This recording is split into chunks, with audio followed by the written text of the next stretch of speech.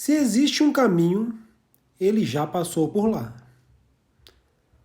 A tradução literal mais próxima de Nganga Pambungila é o Senhor das Encruzilhadas dos Caminhos. É enorme a magia e a grandeza existente nessa divindade. Não percebemos, mas Nganga Pambungila está muito mais presente em nossas vidas do que podemos imaginar. Se ele é a representação de toda encruzilhada que existe nos caminhos, por consequência, ele já passou por todos os caminhos.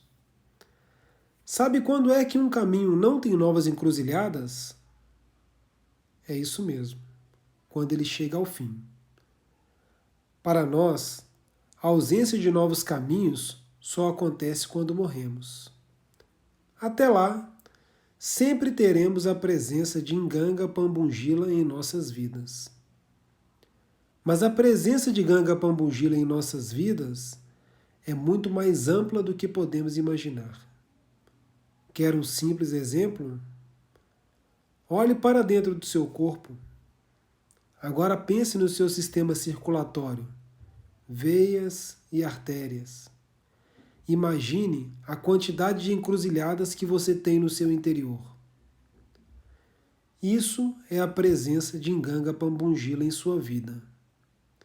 Bença quem for de direito. Tata Kasulembê.